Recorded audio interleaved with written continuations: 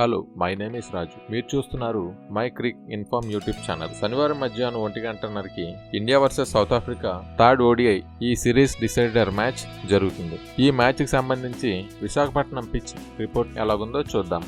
Pitch విషయానికి వస్తే ఈ పిచ్ వచ్చేసరికి ఫ్లాట్ ట్రాక్ అండి. అలాగే బ్యాటింగ్ ఎక్కువ అనుకూలిస్తుంది.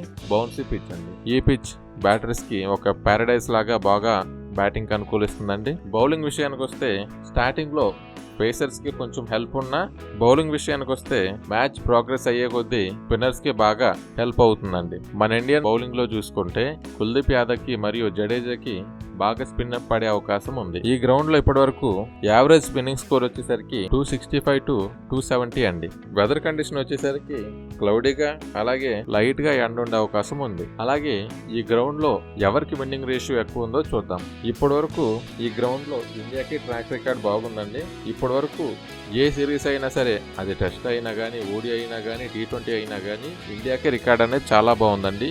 ఈ గ్రౌండ్లో ఆడిన మ్యాక్సిమం మ్యాచెస్ అన్నీ ఇండియాకి గెలవడం జరిగింది. ఇప్పుడు ఆడుతున్న ప్లేయర్స్లో రోహిత్ శర్మ ఈ గ్రౌండ్లో 2019లో 159 రన్స్ అనేది చేయడం జరిగిందండి.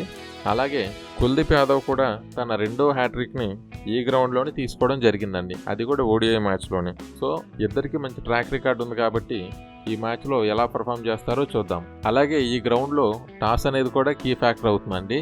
ఎందుకంటే ఈ గ్రౌండ్లో కూడా డ్యూ ఫ్యాక్టర్ అనేది వస్తుంది. సెకండ్ బ్యాటింగ్ ఎవరైతే చేస్తారో వాళ్ళకి ఖచ్చితంగా డ్యూ ఫ్యాక్టర్ కలిసి వస్తుంది. అలాగే ఈ గ్రౌండ్లో ఎవరైతే ఫస్ట్ బౌలింగ్ చేస్తారో వాళ్ళు ఇప్పటి వరకు 15 సార్లు గెలిచారండి. ఎవరైతే సెకండ్ బౌలింగ్ చేస్తారో వాళ్ళు కేవలం 3 సార్లే గెలవడం జరిగింది.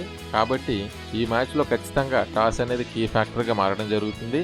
ఈసారైనా ఇండియా టాస్ గెలుస్తుందో లేదో చూద్దాం. మన ఇండియన్ ప్లేయర్స్ విషయానికి వస్తే కోహ్లీ, అలాగే రుతురాజ్ గైక్వాడ్ మరియు యశస్వి జైస్వాల్, వీళ్ళు ముగ్గురు బ్యాటర్స్ కూడా కన్సిస్టెన్సీగా రాణిస్తున్నారండి. జైస్వాల్ మాత్రం స్టార్టింగ్ అయితే ఇస్తున్నాడు, కాకపోతే దాన్ని కంటిన్యూ చేయలేకపోతున్నాడండి. సో జైస్వాల్ కూడా తన ఫామ్ ని కంటిన్యూ చేసి దాన్ని హాఫ్ సెంచరీగా కన్వర్ట్ చేసుకుని దాన్ని సెంచరీగా చేస్తే బాగుంటుందండి. 20 runs 30 runs తోటి అవుట్ అయిపోవడం అనేది జరుగుతుంది. గత మ్యాచ్ లో ఫామ్ లోకి వచ్చిన రుతురాజ్ గైక్వాడ్ ఈ మ్యాచ్ లో కూడా దాన్ని కంటిన్యూ చేయాలని భావిద్దాం. ఎందుకంటే ఇది ఫ్లాట్ ట్రాక్, ఎవరైనా సరే బ్యాటింగ్ బాగా చేయగలిగే ట్రాక్ అండి ఇది. అలాగే జడేజా గత 2 మ్యాచ్లు కూడా కొంచెం తడబడడం జరిగింది.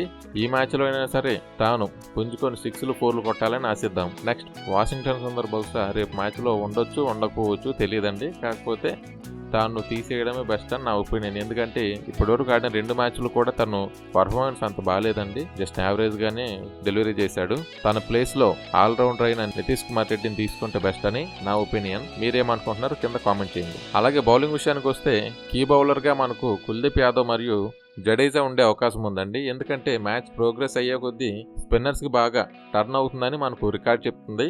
అలాగే పిచ్ రిపోర్ట్ లో కూడా మనకు స్పిన్నర్లకే ఈ గ్రౌండ్ బాగా అనుకూలంగా ఉండే అవకాశం ఉంది. అలాగే ఫాస్ట్ బౌలర్ని బహుశా తగ్గించే అవకాశం ఉందండి.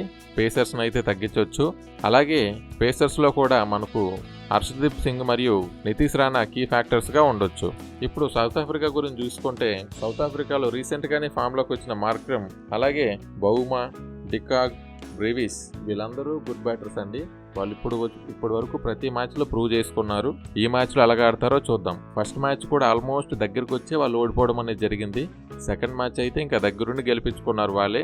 సౌత్ ఆఫ్రికాలో -0.8 అంటానండి.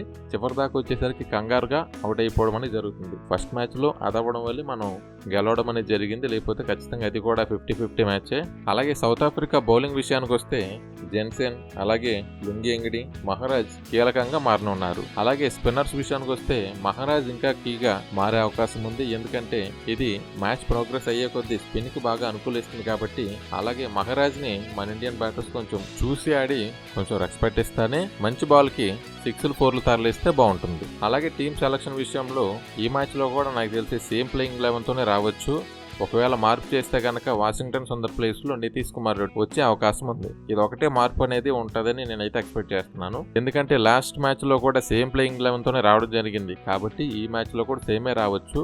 ఒకవేళ చేంజ్ వస్తే మాత్రం ఒకే ఒక చేంజ్ ఉండొచ్చు. అది కూడా నితీష్ కుమార్ రెడ్డిని మాత్రమే తీసుకునే అవకాశం ఉంది. సౌత్ ఆఫ్రికా విషయానికి వస్తే సౌత్ ఆఫ్రికా కూడా లాస్ట్ ప్లేయింగ్ 11 తోనే రావచ్చండి. వాళ్ళు ఇంకా పెద్ద మార్పులు ఏం చేసుకునే అవకాశం అయితే లేదు. ఫైనల్ గా టీమిండియాకు వచ్చేసరికి ఆల్ ది బెస్ట్ అండి. ఇది సిరీస్ డిసైడర్ కాబట్టి ఇండియా ఈ సిరీస్ గెలవాలని కోరుకుందాం. సో ఫైనల్ గా అంతేనండి. ఈ వీడియో కనుక మీకు నచ్చినట్లయితే వీడియోను లైక్ చేయండి. అలాగే మరిన్ని వీడియోస్ కోసం నా ఛానల్ని సబ్స్క్రైబ్ చేసుకోండి.